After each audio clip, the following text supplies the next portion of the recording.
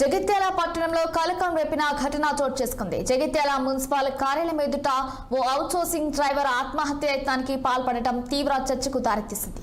హైదరాబాద్ లో జరగనున్న అవుట్సోర్సింగ్ కార్మికుల ధర్నాకు వెళ్లేందుకు అనుమతి ఇవ్వకపోవడంతో మనస్తాపానికి గురైన బాలే రమేష్ ఈ ఘటనకు పాల్పడినట్లు సమాచారం. దీనిపై మరింత సమాచారం మా ప్రతినిధి ప్రవీణ్ కుమార్ అందిస్తారు.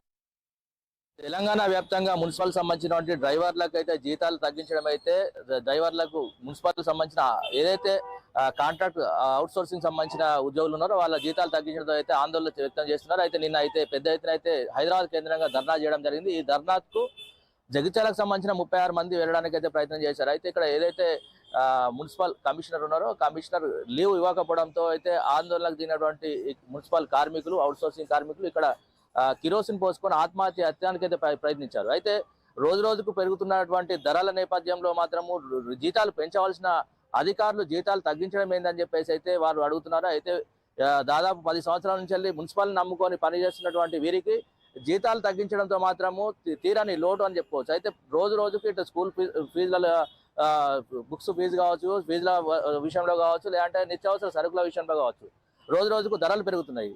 అయితే ఈ నేపథ్యంలో ప్రభుత్వము మున్సిపల్ సంబంధించిన అవుట్ సోర్సింగ్ సంబంధించిన ఉద్యోగుల జీతాలు మాత్రం తగ్గించే ప్రయత్నం చేస్తుంది. అయితే ఈ జీతాలు తగ్గించడం మాత్రము వారికి బతుకు తెరువు కష్టంగా మారే అవకాశం ఉన్నది. కాబట్టి మాకు చావే శరణ్యం అని చెప్పేసి నేను ఒక మున్సిపల్ కార్మికుడు అయితే మున్సిపల్ కార్యాలయం ముందంటనే కిరోసిన్ పోసుకొని ఆత్మహత్యానికి పాల్పడ్డాడు.